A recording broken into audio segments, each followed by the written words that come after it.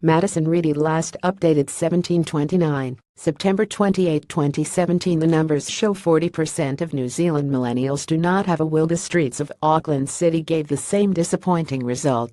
Us millennials are pretty positive people. Our conversations with peers over a craft beer are not usually about death. Maybe that is why only 7% of 24 to 34-year-olds surveyed by trust company Perpetual Guardian have a will. Some of their excuses for not having one are: I haven't got around to it, I'm too young, it's too hard, or too expensive. Millennial Madison Reedy had not thought about writing a will until an expert told her it was selfish to not have one. I resonated with the 9% of non-will bearers who admitted they simply hadn't thought about it. Read more: Millennial money life insurance for the footloose and fancy-free bunch. Perpetual Guardian consumer advocate Charlotte Lockhart says I should just get it done, even though I don't have much to my name. Join our 4 millennial business reporters on their money journey. Not having a will is selfish, she says. Here is why. If I drop dead tomorrow, my parents would have to battle in the High Court to become an administrator of my estate and be allowed to inherit my quiver funds and personal savings. Lockhart says the court process, even to unlock the smallest of estates under $15,000, is an added stress for grieving families. Perpetual Guardian consumer advocate Charlotte Lockhart says it is selfish to not have a will. If I had a will saying they can have access to it all, they could waltz into the bank with my death notice and take it, no questions asked. A will is not for you, it is making your intentions clear to your family, Lockhart says. Millennials are accused of being the most selfish people, but of course you are not. This is a really good way of proving you are not. Consider me convinced. I'll do anything to prove that I'm more than a Netflix binge-watching youth.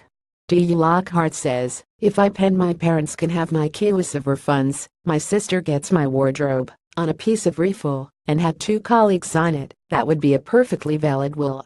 For a will to be legitimate, it needs to be a physical piece of paper with wet signatures hand-signed in ink, your own and that of 2 independent people who are not beneficiaries.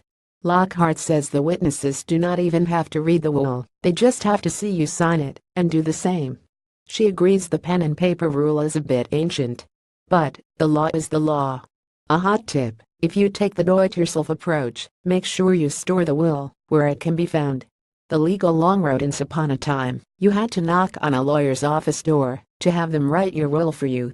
Perpetual Guardian's research shows that 74% of will bearers go down that road. You can still do that, but paying someone for every 6 minutes of their time is costly. Expert legal advice is probably worth it, only if you have a complicated financial or family situation. You can also pay estate planning specialists at a trustee corporation to write one for you. New Zealand has 5 for you to choose from. Lockhart says trusts generally cost a few $100s less than a lawyer, but some of the money you leave behind will be taken by the trust company's executor to carry out your will's wishes. Lockhart said Perpetual Guardian executors charged a fee based on the percentage of the estate. Some other trust companies, like Public Trust, do not charge a percentage of the estate. Instead, its executors charge a combination of set fees totaling about $3,600, then charge an hourly rate for any extra work they do. Lockhart said that formula was similar to paying a lawyer, and it could be very expensive for smaller estates. Online us, because the internet saves us again. Many law firms are using automated document software to offer online will writing services. Fees vary between providers, but it is a fraction of the cost of face time with a lawyer, without compromising expert advice. Decent online will writing services have lawyers check the will first and get in touch with you if it needs to be changed, or you needed further advice, Lockhart says. By the book. Believe it or not, bookstores sell paperback will writing kits. Want to make it a fun weekend activity? Buy one. Want to gift someone a depressing birthday present? Buy them one. The kits I found at Whitcoulls and Paper Plus cost between $20 and $50. Stuff.